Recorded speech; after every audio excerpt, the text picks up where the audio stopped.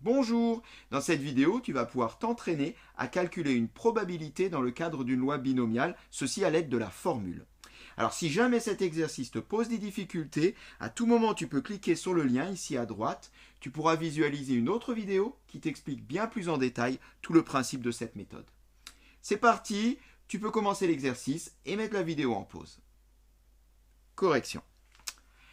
Donc ce qu'on va faire ici déjà, c'est poser les choses. Et on va introduire deux variables aléatoires. Une pour la première situation, où on veut comparer donc, le cas de 3 piles sur 7 lancées, avec donc une deuxième situation, qui est de voir qu'est-ce qu'il en est sur l'obtention de 4 piles sur 8 lancées. Donc on va dire que x, c'est le nombre de piles pour la première situation, et y, eh bien, c'est la variable aléatoire qui compte le nombre de piles pour la deuxième situation. Voilà donc qui est noté. À partir de là, eh bien, on peut dire, par exemple pour la première situation, que x suit une loi binomiale de paramètres n égale à 7 et p égale à 1 demi. Puisque dans la première situation, on va faire 7 lancers, et que pour chacun de ces 7 lancers, on a une probabilité de 1 demi d'obtenir un pile. On peut l'écrire. Quant à y, eh bien, pour y, on a 8 lancers. Autrement dit, n sera égal à 8. Et pour chacun de ces 8 lancers, la probabilité est également de 1 demi comme pour la première situation, puisqu'on a également une chance sur 2 d'obtenir un pile. Eh bien, à partir de là, traduisons la question. Quelle est la probabilité d'obtenir 3 piles sur 7 lancées? C'est tout simplement la probabilité que x soit égal à 3, puisque dans le cadre de la première situation, j'ai 7 lancés, n égale à 7, et donc j'aurai à déterminer p de x égale à 3. Comparé avec quoi? Avec la probabilité que y soit égal à 4, c'est-à-dire la probabilité d'avoir 4 piles parmi 8 lancés. Eh bien, ceci, ça nous est donné par une formule qu'on peut rappeler et qu'on peut directement appliquer dans ces deux situations.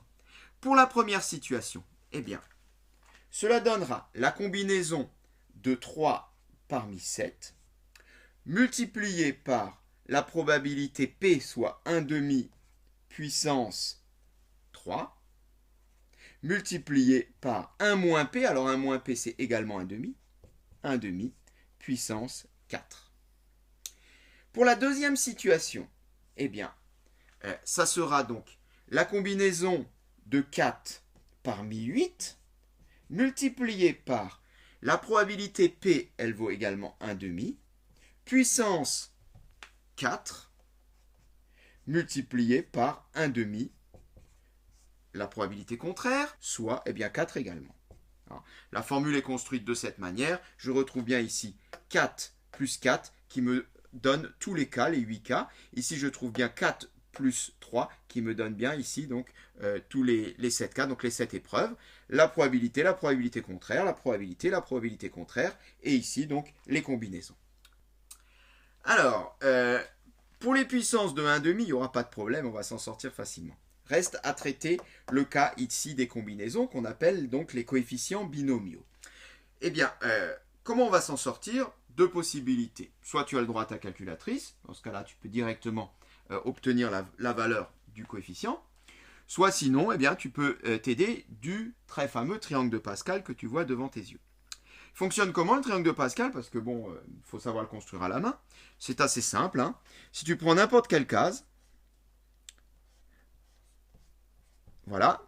Pour obtenir sa valeur, eh bien, tu fais tout simplement la somme des deux valeurs qui sont au-dessus en partant vers la gauche. Ça plus ça donne ceci. Tu peux vérifier. Hein. Par exemple, pour n égale à 2, on voit 2 et 1, et en dessous, on voit 3. Bon. Ensuite, eh bien, comment récupérer la valeur de notre coefficient binomial? Bien, par exemple, pour 7, 3, ça veut dire que n égale à 7 et k égale à 3. Donc, on regarde ici n égale à 7. On regarde k égale à 3, et au croisement des deux, eh bien, tu trouves la valeur de 35. Ce qui veut dire que eh bien, la combinaison de 3 parmi 7 est égale à 35. Je continue le calcul ensuite. On va déjà s'occuper de nos deux coefficients. Pour celui-là, donc 4 parmi 8, 4 parmi 8, donc je vais aller à la hauteur n égale à 8, k égale à 4, je regarde au croisement des deux et je trouve 70. Donc ce coefficient est égal à 70. Voilà. Et bien pour le reste, j'ai plus qu'à effectuer mes puissances ici 1/2. Ça donne quoi? Bien, ça donne, j'ai du 1/2 puissance 3 et du 1/2 puissance 4. Autrement dit, ça fait du 1/2 puissance 7. Qu'on pourrait écrire aussi, eh bien, 1 sur 2 puissance 7. C'est la même chose, puisque 1 puissance 7 fait 1.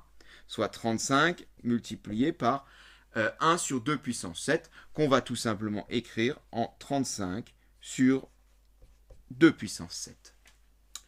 Pour le deuxième, 70 multiplié par 1/2 puissance 4, 1/2 puissance 4, soit 1/2 puissance 8. Ben, je vais faire comme avant. 1/2 puissance 8, c'est tout simplement 1 sur 2 puissance 8, qui est donc égal à 70 sur 2 puissance 8. Reste à comparer ces deux-là. 35 n'est pas dans la table de 2, donc a priori, on va s'arrêter. Je ne peux pas simplifier plus cette fraction. Par contre, 70 est dans la table de 2. Ce qui veut dire que je peux en haut et en bas diviser par 2. Et si je divise 70 par 2, eh bien, il me reste justement 35. Et donc, si je divise par 2 en haut, je vais enlever un facteur 2 en bas. Il va donc me rester 2 puissance 7. Là, j'en ai fini et ça tombe bien puisque je retrouve exactement les mêmes valeurs. Et ceci, ça veut dire quoi?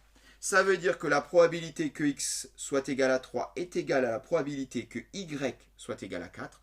Autrement dit, la probabilité d'obtenir 3 piles sur 7 lancées est égale à la probabilité d'obtenir 4 piles sur 8 lancées. Et cette séquence est terminée.